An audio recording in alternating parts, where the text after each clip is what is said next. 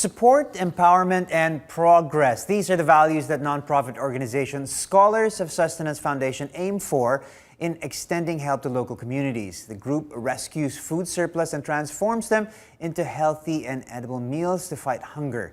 Now, as they gear up for its Philippine launch tomorrow, we'll speak to the organization's founder and CEO, Bo Holmgreen, to tell us more about the project. Good morning, Bo. Thank you for joining us. We got you up early today. Yes, early indeed. Well, you know, we're talking about some great news here.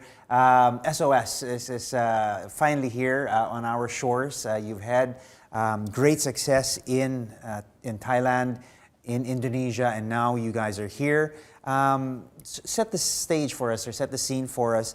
Do tell us more about Scholars of Sustenance. How long have you been helping and feeding hungry communities, and where did it all begin for you? Well, it all started in Thailand. It started actually with the thought of optimizing the food supplies, and we started analyzing what it's all about. We realized that, well, there was a surprise. We actually do not have a food shortage in this world, right? We call it 10-8-1 to make it simple. Okay. But basically, we are 8 billion people in this world. There's about more than 10 billion people's worth of food being produced every day. So you would think that it would be plenty to go around, but 1 billion of us goes to bed hungry every night. Well, there is plenty to go around. It's just that it doesn't find its way to the right people. Exactly. And you guys have tried to address that. Yes. Yeah. We have a distribution issue in the world, but the old adage, you've heard that many times, don't give people fish, teach them how to fish. Yes. We come in from the angle that no, before we do that, let's just make sure we eat all the food that's out. Fish. Yeah, let's not all waste the fish the that are already out of the water. Right. You know, as the founder, what inspired you to start the initiative? Like you said, you were a CEO traveling the world, seeing just how much food was going to waste, and like many of us, that never really gave a second thought to where the food goes, how to really get it out to the people who are in need of it. Yeah. Well, I was the CEO of a software company. We traveled around, we optimized cash for banks. And one day I'm sitting in a big hotel in Thailand, and it was happy hour, seeing all this food. And at 7 p.m. they came, took it away, and I said, what happens to this food? Where does it go? We throw it in the trash.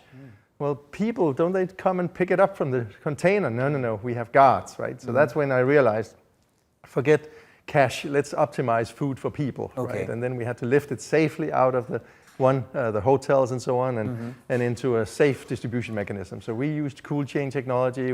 Food safety is absolutely number one. Right. But we are able to convert. The thing, though, is that we are an environmental organization. We are actually first and foremost trying to save the environment. So the fact that we've been able to feed 25 million people in the meantime is a wonderful side consequence. That's true. I mean, we're solving or addressing a couple of different problems here, all related to one another, really. Food insecurity, food wastage, and just the general idea of sustainability. When the food is wasted and it goes to landfill, you produce tons and tons of methane. Yes. That certainly isn't helping our planet, isn't it? That's right. Methane gases is awful, so we really have to make an effort. So we haven't even scratched the surface yet, right? We've been successful in the 2 other countries, and we're so happy to be in Philippines now, but it's all about impact, and we can only do impact by volume. Right. Really have to get a lot of food away from the landfill. Well, tell me about how it works, and how has it succeeded in Thailand and Indonesia, and now that model can be transposed here to the Philippines. Well, after we were able to convince these very large hotels to give us the food, we were also then able to get supermarkets and manufacturers. And you know, there is a food waste. You can only cut food waste so low and save money because you have to operate a service. And if you're a you have to five-star spend hotel, money to move the food out of your inventory. Yes. And nobody can afford to do anything with food that has to go. It can be ugly food, it can be overcooked food, it can be just food expiring, whatever, right? And that's where we come in. We became the free trash people of the food world, right?